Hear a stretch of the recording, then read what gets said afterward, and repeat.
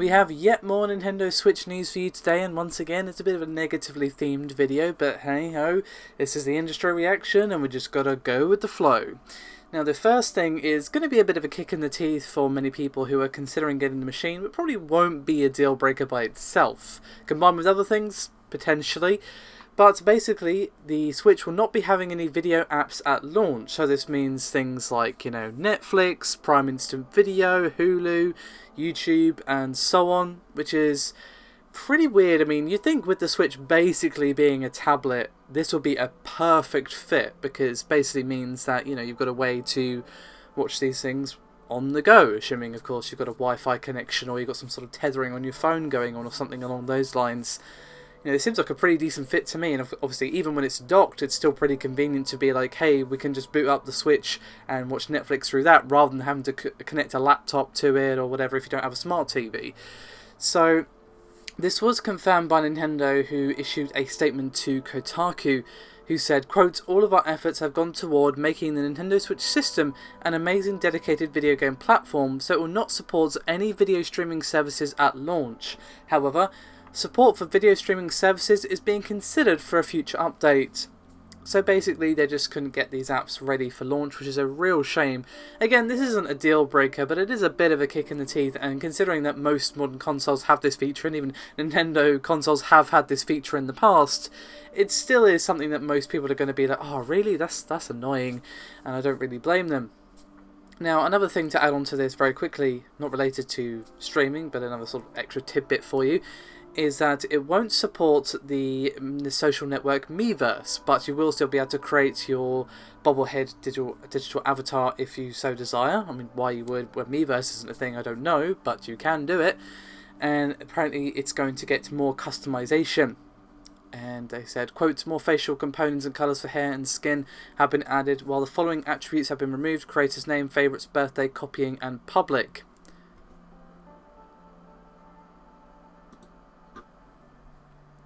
One nice thing, however, is that you won't actually be required to design your Mii in order to create yourself a profile. Even if you're only using the free Nintendo Switch multiplayer or online login account thing, you won't have to do that.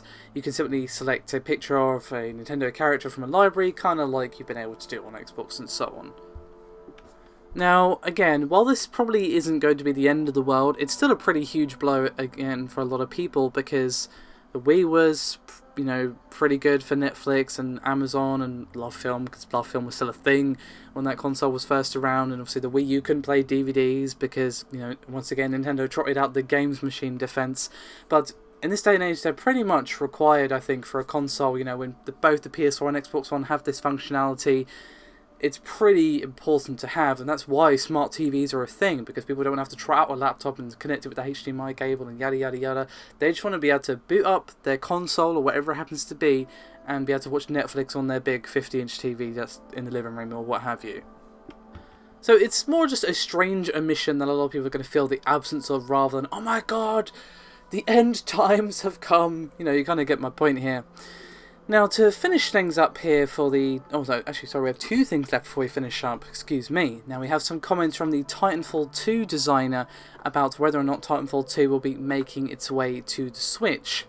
Now, these comments came from Respawn's Mohammed Alavi, who worked as senior designer on both Titanfall and Titanfall 2.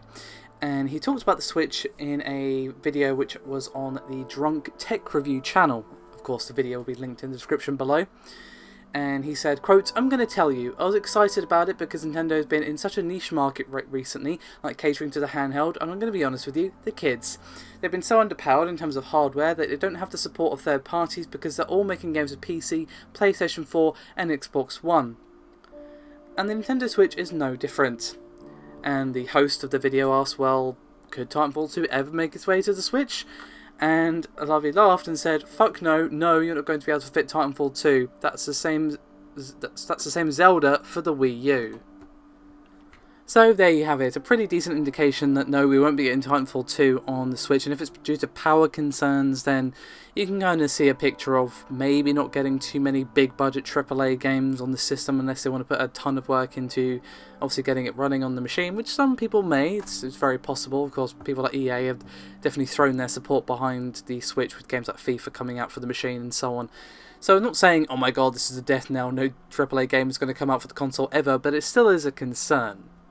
And lastly, a thread has surfaced on NeoGAF with screenshots posted from the website RulyWeb, and basically compares the PS4 version and the Switch version of Dragon Quest Heroes 2 via a couple of screenshots.